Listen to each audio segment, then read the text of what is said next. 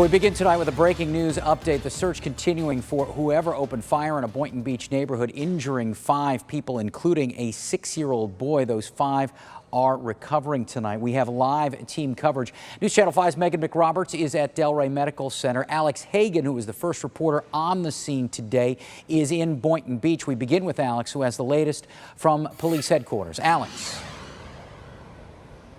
Well, John, police say they are looking for a 4-door white sedan with dark tinted windows. They're also asking any witnesses to come forward. I did speak to a couple neighbors on Northeast 2nd Street in Boynton Beach, and they described to me a terrifying scene.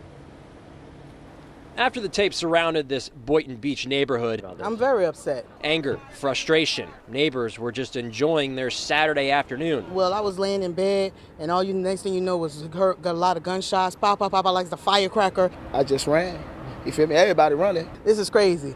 This is crazy. Boynton Beach police responded to Northeast 2nd Street around 4:30. 5 people were shot, including a 6-year-old boy. We're told their injuries are non-life threatening. But it could have been more victims. This SUV was shot up with a mom and her kids in the back. Luckily, no one was hit. Children are involved. You have children running up and down the street and you just bust out of nowhere and come shoot up somebody. I'm feeling hurt because kids, innocent, because I got kids too. Detectives are urging witnesses to come forward. Meanwhile, this neighborhood, still in shock, is hoping the violence comes to an end. It's happening everywhere. It's just not here. It's everywhere.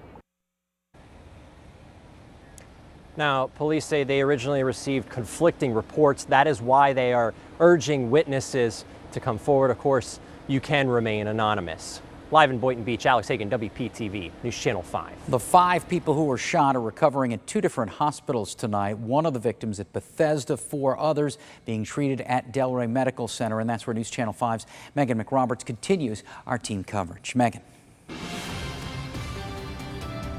John, we are still waiting to hear the exact extent of their injuries tonight as they are undergoing treatment. But law enforcement says the good news is that they are all expected to survive. Now, we were out here earlier today just after the shooting at Delray Medical Center.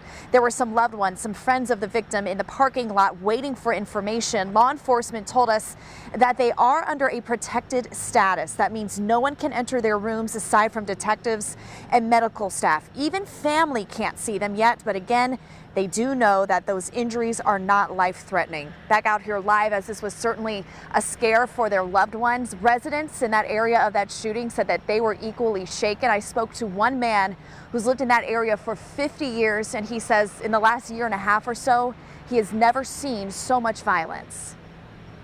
In his 50 years of living on Northeast 2nd Street, it was peaceful and quiet. Frank Green says he's seeing scenes like this one more often now than ever before. About a month ago, you had a shooting right up there, up the street there. Then you got this shooting right here today. I'm kind of scared. He's not sure what's behind it and worried he could end up in the crossfire if he's not careful.